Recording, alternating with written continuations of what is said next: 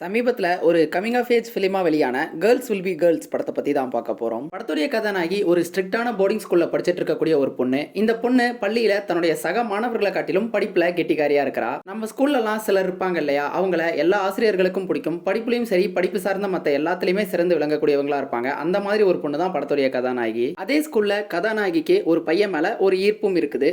இதன் பிறகு இந்த 2 பேருக்குமான உறவு, அதோட அந்த 15 வயசுல அந்த பருவ காலத்துல வேற என்னென்ன அனுபவங்கள் எல்லாத்தையும் மனம் செஞ்சு பார்க்க துடிக்கும் அப்படிங்கிறதையும், இந்த உறவின் மூலியமா கதாநாயகி வேற எதெல்லாம் கண்டடைஞ்சாங்க அப்படிங்கிறதும் தான் இந்த படத்தினுடைய மொத்த கதை. இந்த ஆண்டு பார்த்த படங்கள்ல கண்டிப்பா இந்த படம் ஒரு சிறந்த படம்னு சொல்லலாம். இந்த படத்துடைய சிறப்பு என்னன்னா, பொதுவா இந்த மாதிரியான பள்ளிக்காலத்து காதல் கதைகளை நமக்கு பார்க்கறதுக்கு இயல்பாவே பிடிக்கும். ஆனா இந்த படம் வெறும் காதலோட நின்றுடாம, ஒரு பெண் முதல்ல எப்படி தன்னுடைய உடலை பத்தியும் காமத்தை பத்தியும் தெரிஞ்சுக்கிறா அப்படிங்கிறதையும், அந்த வயசுல சரி தவறு அப்படிங்கறதெல்லாம் தாண்டி காமத்துல ஈடுபடுறதுக்கு மனம் எப்படி ஆர்வமாவும் தீவிரமாவும் இருக்கும் அப்படிங்கறத எந்த இடத்துலயும் அதீதப்படுத்தாம, ஆனா அதே நேரம் இலைமறைவா காய்மறைவா காமிக்கிறேன் அப்படின்னு பூசி முழுகாம உள்ளத உள்ளபடி யதார்த்தமா காமிச்சிருந்தாங்க. இந்த படம் வெறும் காமத்தை மட்டும் தான் செல்லிங் பாயிண்டா வச்சிருக்கா அப்படின்னு கேட்டா கண்டிப்பா கிடையாது. அதனோட சேர்த்து பல நுட்பமான உணர்வுகளையும் இந்த படத்துல கையாண்டிருக்காங்க. குறிப்பா சொல்லணும் அப்படின்னா, கதாநாயகிக்கும் அவருடைய அம்மாவுக்குமான உறவை பத்தி சொல்லலாம். இந்த மாதிரியான 10 பருவத்துல நம்மளுடைய விருப்பத்துக்கு மாறா யார் செயல்பட்டாலும் அவங்கள எதிரியா பாவிக்கக்கூடிய ஒரு மனப்பான்மை தான் நமக்கு இருக்கும். அதையும் இந்த படத்துல ரொம்ப நல்லாவே காட்சிப்படுத்தியிருந்தாங்க. இந்த படத்துல வரக்கூடிய ஒவ்வொரு காட்சிகளும் அடுத்தடுத்த காட்சிகளுக்கு காம்ப்ளிமெண்டா தான் அமைஞ்சிருக்கு.